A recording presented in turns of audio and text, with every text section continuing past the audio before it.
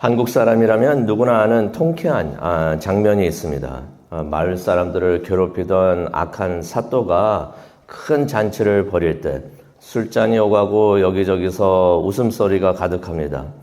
하지만 주변 백성들, 그 주위에 있는 사람들의 얼굴에는 어둠이 가득한 모습, 그들의 눈에는 눈물과 고통이 담겨 있는 것을 우리가 봅니다. 근데 바로 그때 허름하고 초라한 차림의 한 남자가 나타납니다. 그리고 그 남자가 외칩니다. 암행어사 출두요. 이 한마디에 잔치 석상은 순식간에 아수라장이가 됩니다. 사또의 권력과 위세 한순간에 무너집니다. 암행어사가 사또에게 그러면서 내 죄를 알렸다라고 외치는데요. 그러면서 그동안 숨겨져 있던 그 사또, 악한 사또의 모든 죄상이 다 밝혀지는 것을 그 장면을 우리는 많이 봐서 잘 알고 있습니다. 그렇게 정의의 심판이 시작되는 것을 우리는 압니다.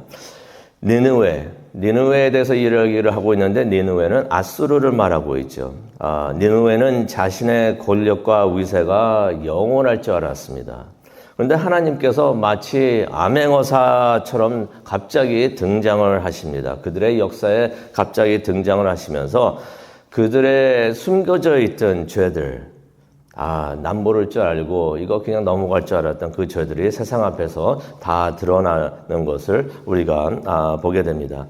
나훔 3장은 하나님께서 니느웨에게 내 죄를 알렸다라고 말씀하시는 그 내용이 되겠습니다.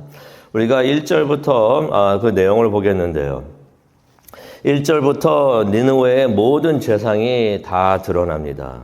1절을 보게 되니까 우리가 짐작할 수 있는 것이 살인이 있었고 거짓이 있었고 그다음에 약탈이 있었구나 하는 것을 알 수가 있습니다. 1절을 보니까 피의 성이요 화가 있을 것이다.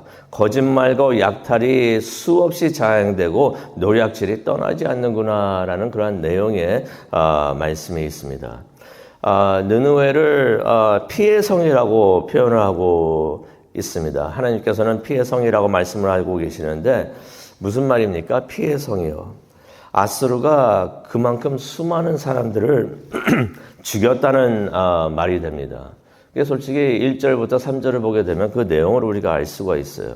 근데 그 어떻게 죽였는가 좀 더 자세하게 그려져 있는 것이 10절이 되겠습니다. 10절을 한번 내려가 보셔가지고 10절에 어떤 내용이 있는가 한번 보시기를 바랍니다. 너무 자세하게 끔찍하게 잘 그려져 있습니다. 10절을 보니까 사람들은 사로잡혀가지고 포로로 끌려가고 머릿속에 한번 그려보시기 바랍니다. 너무 끔찍해요.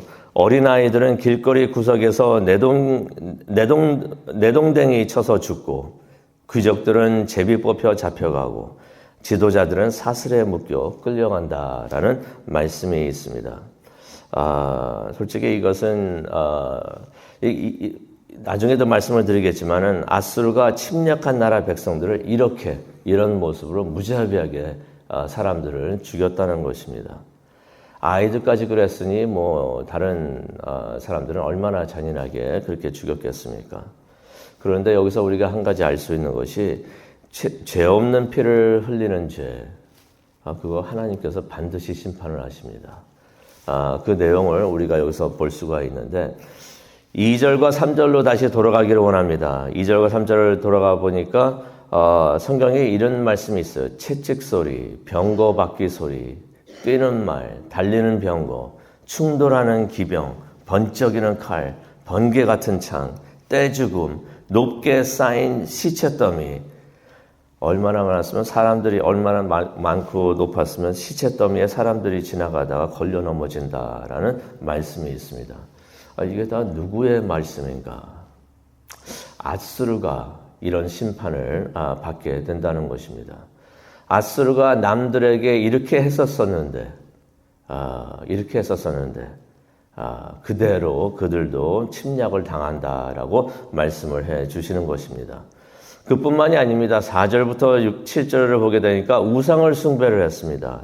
4절에 이런 말씀이 있죠. 3절까지 그 아수르 느느웨의 심판에 대한 내용을 말씀해 주시면서 4절에 이렇게 말씀하십니다.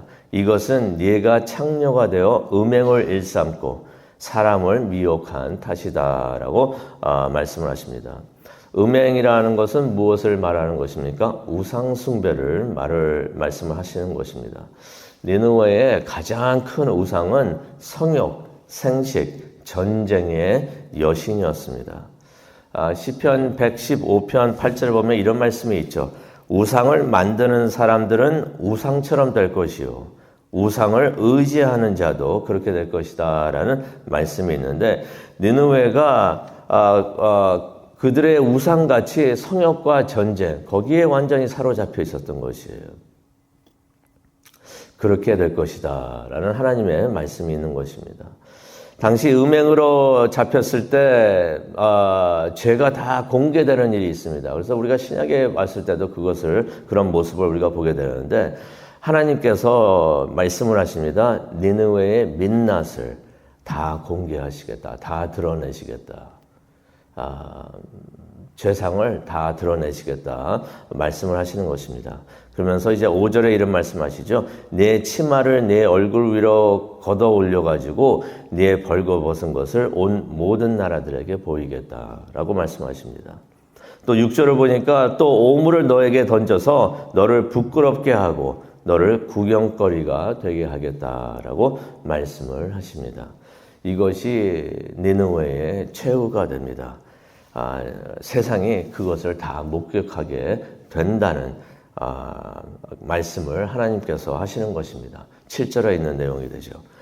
이제 8절부터 19절에 있는 내용을 보게 되면은 어떻게 보면은 판결물이 되는 것입니다. 암행어사가 와가지고 악한 사또에게 네가 네 죄를 알렸다라고 재상을 말하면서 그 다음에 앞으로 이렇게 될 것이다라는 판결물이 선포가 되는데 그 내용이라고 보면은 이해가 빠를 것 같습니다. 8절에 이런 말씀이 있습니다. 네가 노아몬보다 낫겠느냐. 노아몬보다 낫겠느냐. 노아몬은 애굽의 수도였습니다. 애굽의 수도. 근데 이 수도가 아수르에게 멸망을 당했던 곳이에요. 8절을 보면 알 수가 있는데 그들도 니느웨와 같이 강물로 멸망을 했던 것입니다. 주변에 동맹국들이 있었어요. 하지만 9절에도 나오듯이 니느웨에게 아무런 도움을 주지를 못합니다. 노아몬이 처참하게 멸망을 당하는데 어떻게 당했는가? 아까 우리가 10절을 봤죠. 그게 노아몬이 이렇게 그때 멸망을 당할 때 그때의 모습이었던 것이에요. 아이들이 길모퉁이에서 내던져서 죽고 사람들은 포로로 끌려가고. 근데 이것을 누가 했던 것인가? 니느웨가 그들에게 그렇게 했던 것이에요. 그런데 하나님께서 말씀하시죠. 니느웨에게 너희들도 똑같이 당할 것이다. 11절에 이런 말씀하십니다. 너도 숨으리라. 피난처를 찾으리라. 노아몬과 같이 똑같이 너희들도 당할 것이다 라고 말씀을 하시는 것입니다. 그러면서 12절에 이런 말씀하십니다. 네 모든 요새가 무화과처럼 떨어질 것이다. 무화과 나뭇가지를 막 흔들면은 익은 열매가 떨어지는 것 같이 너희들도 무너져 내릴 것이다 라고 말씀을 하시는 것입니다. 13절을 보니까 니느웨의 군인들이 적을 막으려고 하지만은 군인들이 약한 여인같이 되어가지고 적을 막을 수가 없을 것이다 라고 말씀을 하십니다. 그리고 14절을 보니까 이전에 아수르가 메뚜기 떼처럼 다른 나라들을 막 침략을 했었는데 메뚜기 떼들 그냥 애굽도 메뚜기 때 때문에 힘들었는데 그 메뚜기 떼처럼 다른 나라들을 그렇게 침략을 하고 그랬었는데 이번에는 적군이 14절입니다. 그들을 애워쌀 것이다 라는 말씀이 있습니다. 15절을 보니까 적군의 칼이 그들을 베고 불이 그들을 삼킬 것이다. 16절을 보니까 그들의 상인들은 하늘의 별같이 많았으나 다 사라질 것이다.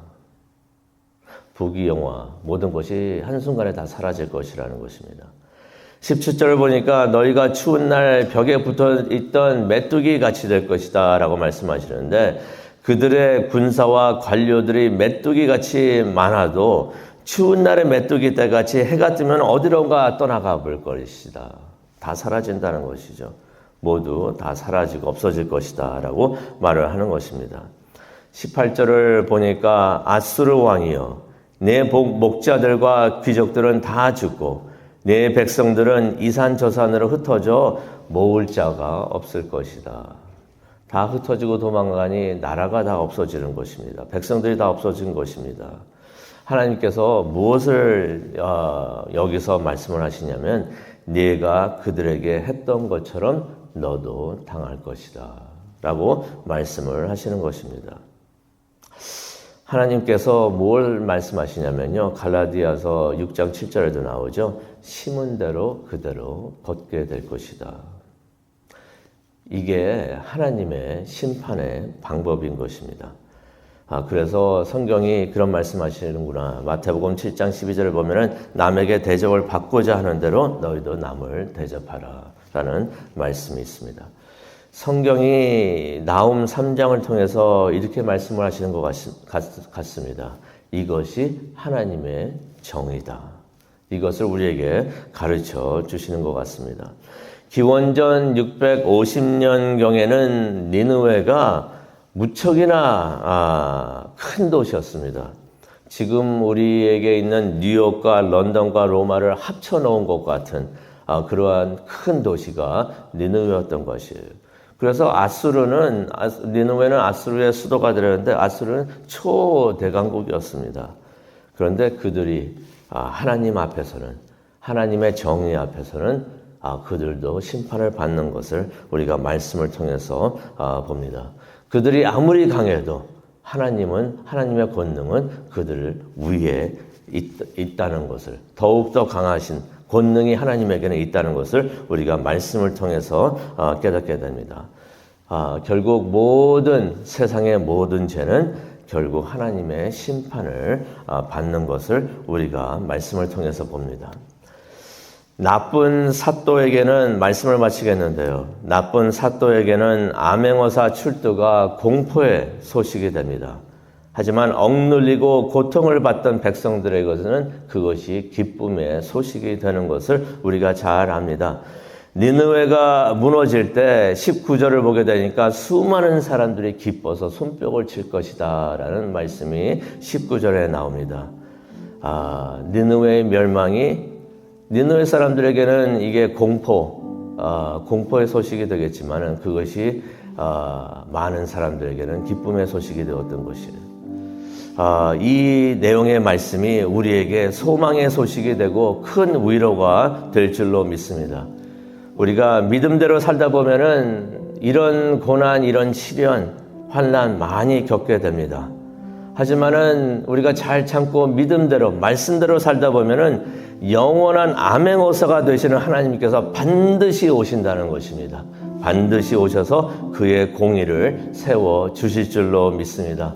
그때 우리는 손뼉 치면서 크게 기뻐할 줄로 믿습니다. 인내하시면서 믿음을 지켜서 승리하시는 모든 성도님들 되시기를 간절히 축원합니다. 기도하시겠습니다. 하나님, 나훔 3장을 봅니다. 나훔 3장을 보면서 하나님의 위대하심을 보고 하나님의 공의를, 하나님의 정의를 바라보는 우리 모두가 되게 하여 주시옵소서. 세상을 살다 보면은 억울한 일도 있고 아픈 일도 있고 상처도 많이 입지만은 하나님을 바라보면서 하나님께 소망을 두고 하나님께서 공의와 정의를 세우시는 그날을 바라보면서 인내하면서 오늘도 살아가는, 그래서 승리하는, 믿음으로 승리하고 말씀으로 승리하는 우리 모두가 될 수 있도록 하나님 도와주시옵소서. 그것을 위해서 이 시간 기도하기를 원합니다. 우리의 기도 하나님 붙잡아 주시고 인도하여 주시옵소서. 감사합니다. 예수님의 이름으로 기도합니다. 아멘.